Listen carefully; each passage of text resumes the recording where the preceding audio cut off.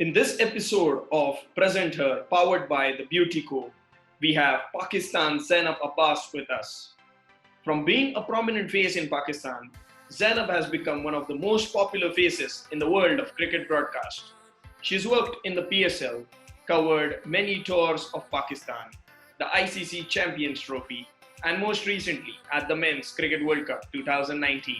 In this episode with Zainab, we discuss her life before and after marriage, her career as a presenter, her favorite cricket games, and much more.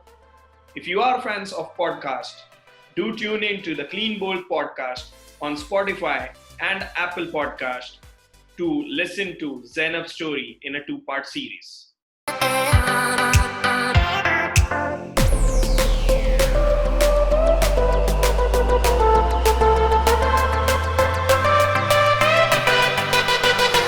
Hi Zainab, welcome to the show.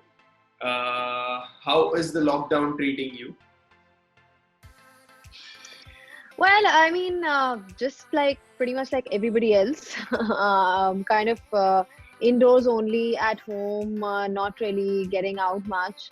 Although they have kind of eased down the lockdown, but I feel like one needs to still be responsible because the corona rates are still kind of going up as we speak. So you just have to be responsible and try and do everything from home, your work from home, or just spend a lot of time at home. So I don't think I've ever actually spent this much time at home in my life because I'm always on the road and I'm kind of living out of a suitcase. So yeah, this is something which is new, but it's been now here for a few months. So that's just the way it's been. So I'm kind of getting used to this new lifestyle.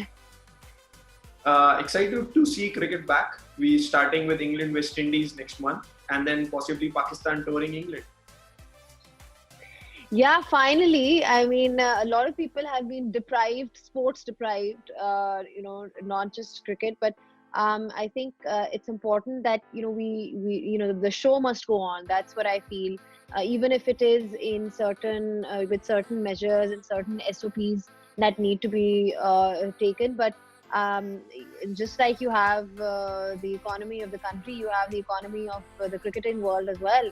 And you need that to be going. And generally, I feel like it's cricket is such a great source of entertainment especially in our part of the world. That we definitely needed to resume, even though it is going to be behind closed doors, but at least people can watch it, tune in on their television screens and enjoy. So yeah, I'm kind of glad, and I'm hoping that this is done in a very smooth and seamless sort of manner, without any disruptions, because of course, remember, we are going to be playing and with a lot of SOPs and a lot of protocols, making sure that everybody is I guess their health and safety comes first before than anything else. So it'll be interesting to see how this new version of the game works. But for now, I'm just glad that at least we are getting something back on. So do you feel your role as a presenter, commentator increases because there will be no crowds at the stadium? It becomes even more important to how you present because the people are going to see through your eyes. Yeah, I think I've already had a few games. I have already had that experience of presenting behind closed doors, because remember, the last few games of PSL were played behind closed doors, and it was quite an experience actually, because I was telling people that I could almost hear my own footsteps while walking on the ground. I was going to the other side to do a dugout interview, and as I was walking on around the near the boundary rope, I was walking around the ground, and I was like, wow, I can actually hear my own footsteps, which is never the case in a tournament like PSL. And even the players, they were like communicating with you from the boundary rope because there was no noise. So anybody who was around you, you could actually communicate with them.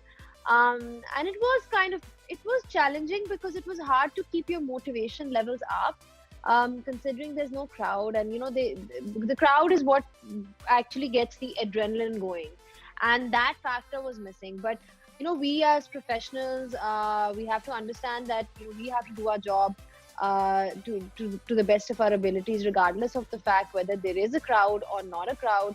You still have to be sounding excited, and even though it was hard, but we were still trying to, because remember, the viewers are going to feed off that energy that you give through your presenting or your commentary on in the broadcasting world. So yeah, I mean, you still have to keep at it, and it is tough, but you have to make do with what you have. You don't really have a choice, right? The last decade has been different and challenging for you. You completed your master's in marketing and strategy, did a corporate job, did a job as a makeup artist, and then finally being a television presenter, host. So it's been a multiple role kind of a thing. So how's that been challenging as well as a learning experience? I think I kind of discovered what I wanted to do quite later on in my life, later on in my career, so to speak, like the different careers that I was trying to. It's just like you come back from your, you graduate, and then you're in that mode of trying to see what do I want to do with my life, right?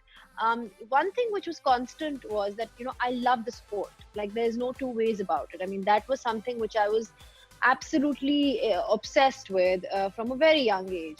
So that love and passion for the game was always there, but I didn't really know, because you see, in Pakistan, before me, there was nobody as such who I could look up to and say that this is who I want to be, right? Or this is who I aspire to be. There were no such this avenue of being a female sports broadcaster was just not there, right?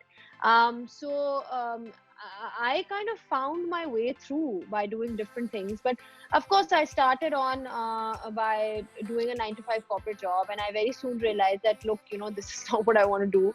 I'm not going to sit behind a desk and do just read emails. And then, although of course it was a great learning experience, but it's not what I wanted to do for the rest of my life. And then I was also doing this makeup thing on a side, which, because I was always very, like, you in school, you have these students who are very nerdy and who are very into mathematics and science. I was always the creative kid. I was very artsy and uh, creative, and my communication was very strong. I just couldn't get my head around science and all those subjects even back then in school. So I knew that in my life, whatever line I take up, it's always going to be something with regards to these kind of subjects that I enjoy doing in school. So communication was a strong aspect, and cricket was something that I loved. I was doing makeup on the sides, but it was more like a hobby that I was kind of enjoying. And then when I got the chance to audition, I just, like, there are people who know from the word go that this is what they want, and they prepare for it. I was, I don't know if it clearly worked to my advantage that I walked in very nonchalantly for the audition. So I didn't have any nerves, or, I was very comfortable with the situation, because I didn't expect much in terms of hearing back from them, because I never really thought that this is what is something that I will be doing. I was more sort of pushed into it by my parents, because they saw that spark in me. So yeah, I mean, it was just, sometimes in life things kind of fall in place for you, and where you not necessarily have planned it to be that way. And with me, it was just one of those things. Since we have gone to some things about your childhood, how was your childhood? Your father is a politician, your former cricketer. Your mother is a politician. It's been like the best of two worlds. So how were the cricket discussions, and how was the entire atmosphere at home? Well, I think I've had a very friendly relationship with both, my parents. I mean, it's always been, cricket has always been a massive part of our family. I mean, because of the fact that my father used to play cricket. I mean, he didn't play at a national level. Of course, life took a turn and a lot of things happened. So he eventually decided to get into something else. But he did play, at a domestic level. And back in those days, there used to be a lot of inter-university competitions and inter-college competitions, even across the border. Like I know that, he was telling me stories of how he's played with Venkat Raghavan, even Sunil Gavaskar toured, because in those days it was very easy to sort of cross the border and play matches with each other, like inter-university or league matches or first class games. It wasn't the way it is now. So he got a chance to play with some of the greats of the game, and he tells me stories from the past. And so this is the kind of childhood I had. Like, I mean, I always kind of grew up listening to those stories from my father. And even my mother was a die-hard cricket fan. Like, so it was very much like every day, a dining room discussion that used to take place with what's happening in the cricketing world, and educating me and telling me stories about the past. So and also, I mean, we lived in an extended family, so I grew up with like 4 or 5 boys, my cousins. And so it was very much like the whole family is just sports crazy, sports fanatic. And they absolutely loved cricket. I mean, there was never a moment where if there was a game of cricket going on, then it had to be on on TV, and everybody was tuning in. So my environment was very cricket friendly. So even back in the day, I remember used to have we had this long driveway. So we used to just play cricket over there, and I used to be normally a fielder. They used to just make me field for hours and hours. So because I was the girl, remember, and they were all like these bullying kids that I had around me, bullying cousins of mine. So yeah, it was a very happy, positive, sports friendly environment that I got. Do they still bully you? I think it's the other way around now. Yeah, I think it's the other way around, because I kind of toughened up just by growing up with them and getting bullied by them. Now they can't say that to me. In fact, everybody's obviously now very proud. So Absolutely. So you did your schooling from Pakistan, and then did your masters in England. So what was the difference you saw between the two countries? Pakistan used to play a lot in England. Like, I mean, even now, it's like a second home to, I guess, all of us. We have so many of our family members living there or friends living there. So I followed the 2009 World T20 that Pakistan won. I saw all the games. I was a student, so I saved up all my money. Actually, I ran over the draft limit as well that I had in my account. I just spent everything that I had on tickets. I mean, by the end of that tournament, I was like, I'm broke. But it was worth it, because actually Pakistan ended up winning that World T20. So, I mean, I used to watch a lot of matches, and whenever Pakistan was there, support them. And in a university environment, it's a lot of fun, especially when you have the Pakistan India games going on at tournament level. So I remember I was in Warwick University when Pakistan was taking on India in the World Cup Mohali game in 2011, which Pakistan lost. So we had like this group of Indians and Pakistanis, wearing their jerseys, and we were all watching the game together. So I have a lot of like happy memories from those days. How much is the enjoyment factor important when you are in front of a camera? Well, for me, I mean, I think it's probably one of the most important things, at least for me, because I am just that kind of person that I have to love what I'm doing. I can't be. I was one of the students in school whose attention span in class was like zero. I would just lose interest in a few seconds of what the lecturer is saying. My mind would just wander off in my own thoughts, and I was not a very academically inclined person, so to speak. But like, if there was something interesting that caught my eye or caught my attention, then I would be there. Like, I would be mentally present, right? So I knew that this is something that's so close to my heart and so close to my childhood growing up that I'm never actually going to lose interest. So for me, coming in front of the camera was never really about, becoming popular or becoming famous or getting that. Uh, I was, that was something which was new to me, like I didn't know that there is that side of it as well. For me, it was just the excitement of being able to talk about what I love. So, which is why I feel it's so important, when you're communicating with the camera, you don't want to be in a situation where you feel like, okay, now I feel like I've just become stagnant in my career and I'm not doing anything. It's that excitement of facing the camera and talking about what you love is what keeps you going, and you sustain that motivation. And most of the times, you guys are on the live coverage. So I'm sure that there would be a lot of fumbles that happen. So how do you manage all those fumbles that come on a live coverage feed? I learned the more experience I got with what I was doing, I learned that it's completely fine to make errors. Of course, we are all human at the end of the day, and that's something that I learned from one of the best broadcasters in business and the best presenters. Like an Alan Wilkins or a Mark Nicholas, or all these people. I've worked with all of them now. So um, the one thing that I learned just by watching them next to me, or working with me, or getting some tips from them, was that it's fine. I mean, you don't have to be. You have to be easy in front of the camera. It's not like, oh, I'm not prone to making any kind of error, but it's rather, I've spoken about this. It's rather how you improvise and you make a comeback from that, right? Sometimes you do say wrong things. I mean, at the end of the day, it can happen to you. It has happened to me as well. Of course, like what I realized early on was that the world out there is not very forgiving. So you have to be very, very careful.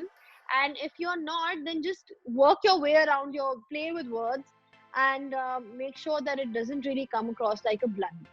So but that is something that you really learn with time. So because you get comfortable in front of the camera. So for example, if I fumble or taken somebody's name wrongly, pronounced it wrongly, or given a incorrect fact sometimes, you just have to correct yourself. If you know that you've said it wrongly, or if you've given a fact which is incorrect, you just have to be friendly towards the camera, and just correct yourself like you would in a normal conversation, you know. Absolutely. So a lot of people feel that because you come from an influential family, it's been, say, an easy road to success. So how's that been, and how much is that consistency required to be there at the top? Because you are there at the top for, like, say, now 5 years and counting. I mean, the thing is that I don't come from a media background or anything like that. I mean, I'm the first one in my family to be actually opting out in this field. There is no family history, not even in my extended family. I mean, this was something which was completely new in that sense. I don't think that it's, people need to understand that everybody has their own share of challenges. Everybody has a journey that they make, and it's never easy. Reaching a certain level is never easy, regardless of where you come from. The only thing that I would say is that my parents have always been very supportive. In certain situations, you have families where you don't have the family support, and you still go on to do what you want to do. So I feel I am, yes, lucky in that sense and fortunate in that sense that my parents have always backed me. But it's been completely my journey because of them, or because of what they do or whatever. It's not been any easier on me in that regard. It's not like my opportunities that have come my way, the doors that have opened for me, have been primarily and only because of the work that I've done. And people are there to judge and see. And if that was the case, then I wouldn't be able to survive 5-6 years. If I was what's that term called? There's a term which is just used in the industry a lot, a product of nepotism, so to speak. So I mean, like, I don't think so. I mean, I feel like I know the struggles that I've had to make to be where I am. I know what I've had to do. So I feel like I don't need to explain myself to anybody, like I know it myself. So of course I share my journey with people so that people can also understand that it's never easy if you think it is, because it looks very glamorous in front of the camera that you're doing such an exciting job, but trust me, it's not. So it's been a largely male-dominated society, a largely male-dominated world when it comes to cricket. Like women's cricket has grown, I'll say, in the last 3 years majorly, not before that. The same has been the case with, say, commentators or presenters or anybody else for that matter. You started PSL 1 when you were the only female presenters. This year in the PSL, we had Kash Naidu and Erin Holland with you. So, how's that been the change we are seeing over the years, the improvements, and how's the acceptance level now?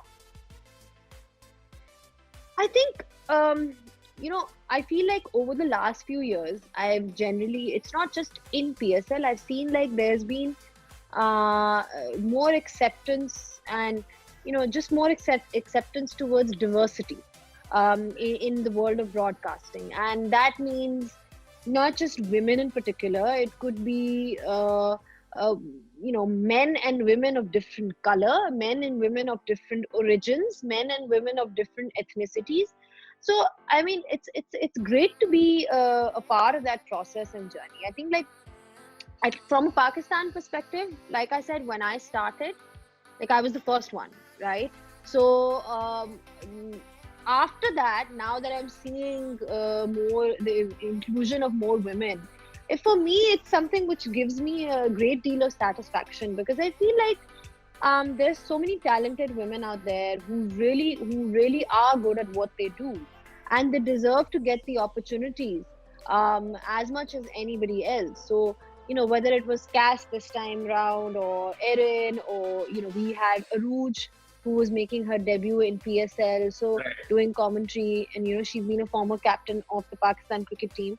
So it's just great to see that kind of diverse panel which is bringing to you the broadcast, the live broadcast. And I mean, I think also it's because we also have a lot of fun off the camera as well. I used to feel like initially that like there was a time literally when I was literally the only woman on crew. It was not just the people that you see on camera, it was behind the camera as well. Like I was the only one.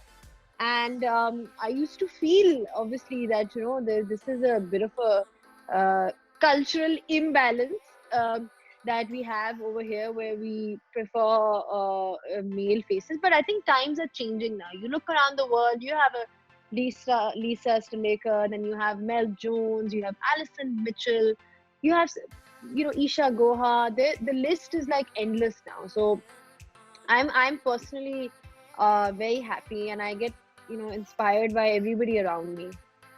So, how's being mentally tough important, considering you do a very tough job?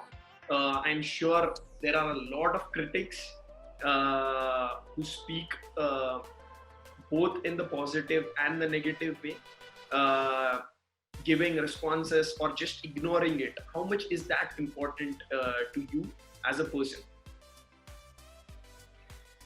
I mean, the thing is that one thing that I realized in this process of becoming a television presenter and doing this for the last few years is that you can't please everybody. You have to understand that you are once you are in this domain and you are a public figure, you are going to be out there, putting yourself out there for people to say any kind of things, any kind of nasty or positive things about you. So you have to be very thick skinned. And I think for a newcomer, it can be pretty daunting, because in initially, when you see what people, initially you are in that phase where you're trying to get feedback and see how people are, whether they're appreciating you or not. And I've been down that road as well. But what you need to understand is that look, you can't, there's going to be a diverse audience, right? But the fact that you're getting more work opportunities is in itself a statement that you are doing something right. It's quite funny. So yeah, I mean, you just have to learn to not get affected by what everybody else is saying. Is social media the biggest culprit today? Do you consider it as a pro or as a con, considering you reach out to a wider audience at the same time? See, it has both sides. There are the pros and there are the cons. I mean, if you look at the pros, I have come into this field when there's been a social media boom, so to speak. Like everything is now literally in the digital world. People are watching shows in the digital world, and especially now in these times, more so than ever. But like it's come of age. You look at the kind of the importance that's been given to social media and the reach that you've got through social media. I mean, my main following on, let's say, on Twitter or something is is there, and I'm able to speak to my followers and reach out to them and engage with them, and that's all because of social media. So yes, it does help your brand grow, and it does let more people know about you and what you do and all. It's very easy to see to see all of that. But then of course there are the cons as well, like anybody is sitting behind a computer or behind a laptop can just write anything and be okay with it. There are all these keyboard warriors who are not happy with anything you say. Any stance you take will always be like, oh, she's saying it this because of this. Like your intentions are always going to be judged. You are going to be always judged. The way you speak, the what you wear. So there's so many aspects to it, but just need to understand that you cannot take it personally too much, because otherwise it will impact your work. So you just have to ignore it, and occasionally give it back to the troll as well. When you feel like you need to stand up for yourself, you should do it. There's no harm in that. So next, congratulations on your marriage. It's been 6 to 7 months now. So has this lockdown been any better because you've been able to spend time with your husband? Yeah, it has. I said to him the other day, I said, and now you should never complain ever in your life that I'm not at home. I was like, the amount of time I've spent, it kind of worked well for me actually, because as soon as I got married, like 3 days later, I was doing the PSL draft, and I was working. Then I was away for a bit. But when I got back, I still started getting ready for the PSL, and because before the actual tournament as well, there's a lot of preparation and there are lots of pre-hype shows that you're part of. And I was doing all of those. I was away. Sometimes I was in Karachi. Sometimes I was in different cities. I'm Lahore based. So I didn't really get a chance to really, spend a lot of time. But now I have. Now there's so much time. I'm just home mostly. And yeah, it's nice to be able to sort of spend a lot of time with each other. And yeah, I mean, like I said, I'm going to remember this when I'm away and I hear any kind of complaint. I'm going to be like, I spent so many months with you, with just me and you. So now you should not have a complaint. So how is life different, say, before marriage and now after marriage, considering both your families are quite similar, both are related to cricket and politics? So how's been life before and after marriage? I think the transition so far for me has been very flexible. And I think the reason is because I was always very clear that, I'm not going to stop working after I get married. Neither was there ever any kind of expectation from me to stop working. Once the difference is that when you're not married, then you don't have that sense of responsibility, right? You're a single person. You can just pick up your bags and go anywhere you like and stay there for as much time as you like. But now you have a family. You have to create that balance. And thankfully, I think maybe I'm glad that it's taken a while for me to get married, because I feel like if I did that at an early stage of my career, I would be missing out on a lot more things, and not I wouldn't be able to fulfill it to my best of abilities, because then you're kind of juggling your responsibilities. Now, thankfully, I'm at a stage of my career where I can say yes and no to certain projects, right? So, if something I feel is not, if something I feel doesn't deserve my time, and I can actually dedicate that time to my home, then I do that. So it really is about creating that balance and doing both things simultaneously. So one of your friends told me that Zainab knows basically everything that is happening in the world. She's like a chalta firta Google types. So you ask her that what's happening in Who this is this country. friend of mine? I want to know who's that. So what's the thing with you? So you are basically updated with everything that's going on. Yeah, that's true. I have to say that there's some element of truth to whichever friend of mine said that. Um, I think, I don't know. I mean, information just comes to me naturally, organically. I don't really actively go and try in that sense. I don't know. I mean, I don't know what sense my friend was talking about, whether it was with regards to the cricketing world or whether it was regards to just generally what's happening around. Generally, that's Because happening around. yeah, because I like to keep myself well informed, in just in general. Like, I'm somebody who does a lot of online reading. I'm not a book reader, so to speak, but like, I like to keep myself updated with what's happening. I have genuine interest in, just keeping myself involved and engaged with what's happening around the world. It's very important because that's how you keep your relevance in today as well, right? Like, you need to be knowing what's happening around you. So I do a lot of like, that's my my morning cup of tea is like, I have my cup of tea and I'm scrolling through my feed to see what's happening, right? It's the social media is the best way these days to keep yourself up to date. So it's just, I like to be sort of taking interest in other things as well, not just cricket, so, or not just sports, generally as well. So yeah, he or she, whoever it was, is right. I am quite up to date with everything.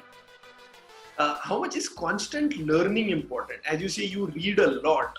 How much is that constant learning important? Like, do you rewatch what you did in the last show or something like that? I think you learn every single day. You learn every single day. So I actually, I learned this from people, watching people around me, like even somebody like Alan Wilkins. When I was working with him, he taught me this, and he was telling me that he also learns a new thing every single day. I mean, that guy has got years and years and years and years of experience, right? And he's saying that he's still learning. So in that's exactly what I mean when I talk about learning every single day, is that it's never like, oh, my job is done now. I've reached a certain point and now there's nothing new that I learn something sometimes. Because you're in the world of live broadcasting, there are so many things that can go wrong. There can be a technical error. You're watching something, you're linking to something, you're watching something, and it doesn't come up. Like, there can be a technical error, there can be so many other errors, but you have to just keep your confidence. That's the most important thing, and you have to be calm, and you have to just go along with it and realize that whatever happened, and you have to move on with the show. You can't have that thing which is called stage fright. Like, some people have stage fright. You can't have that on set. You just cannot have that. You have to be very calm and understand that, okay, whatever happened will be fixed. So yeah, I love to learn. I love to learn, and I feel like, I think I'm going to be learning till the time I'm doing this. Every single day is a new day for me. It's a new challenge for me. Which have been your favorite games and ground? I think my favorite game has to be the Champions Trophy final between India and Pakistan, which was in 2017. You see, I think it was for a few reasons. Of course, it's India versus Pakistan, but it was also because nobody really gave Pakistan a chance to win that game. So, most people just completely disregard, even including some of us. It was just like, oh, India is the dominant team. And remember, they had already beaten Pakistan in the tournament at Edgbaston in Birmingham. So, I was covering that entire journey, and we were the number 8 ranked team in ODIs at that point. So, in fact, I clearly remember that I was even contemplating whether to go and cover it or not. I was in two minds. I was like, oh, we're the number 8 team in the world. Should I go and cover it? We're not going to make it.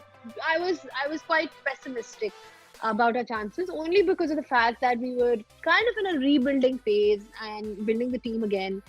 But yeah, it was just an amazing experience. Watching an India-Pakistan game is always a lot of fun. The color, the energy that it brings to the ground, seeing that kind of atmosphere, I think it was just incredible. So I really enjoyed covering that and just being a part of that tournament. Got a lot of happy memories from that. And then the other thing was the ground, right? Yeah. My favorite ground, I've been to quite a few now, has to be Newlands.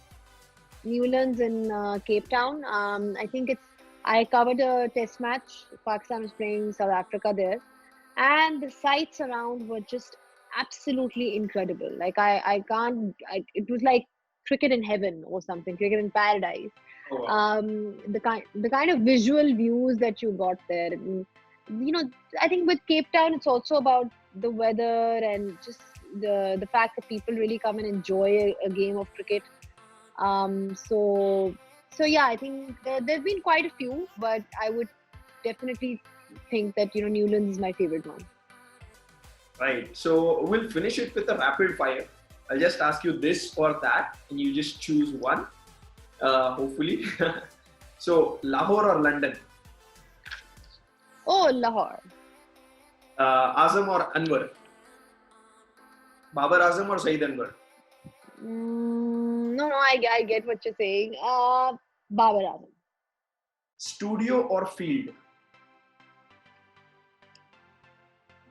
It's a tough one. Both has its pros and cons. But I think what I would like to say is that if you're starting out, start from the field. But once you become a more experienced presenter, then move to the studio. So I prefer studio because it's more challenging. Okay. I feel like I am at a stage of my career where doing interviews is something I can probably do in my sleep. But like, studio is always challenging because you are you're throwing to links, you're talking to people. It's also about you're analyzing the game, right? So it's a little more deeper. So yes, I would pick studio probably. Chai or coffee? Chai, my morning cup of tea. Okay. Can't live without it. So you have covered 2 important games. I'm going to ask, of course, you have chosen Pakistan-India Champions Trophy 17 final. But then there was the last year Super Over final between England and New Zealand. Favorite, you have already told Pakistan-India, but still, would you still like to change to England-New Zealand?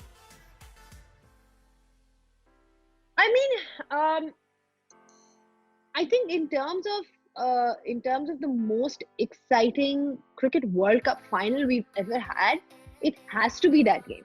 It can't get more exciting than this. I don't think we are ever going to witness something like this. I mean, the most freakish things happened in that game. So, and I lost my voice, by the way. I lost my voice in that game because I was doing live commentary for the socials for ICC at that point, and we were on the ground describing that last over. So even I could not get my head around what's happening. So in terms of just sheer surprise and drama and the excitement and thrill, that game is incomparable. Like, you can't compare it to anything else.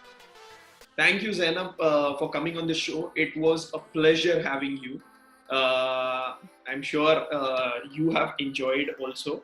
Thank you so much for having me. Yeah, and it's always great to share, your experiences with everybody else, and hopefully they can get, inspired, and it will help them make their own journey.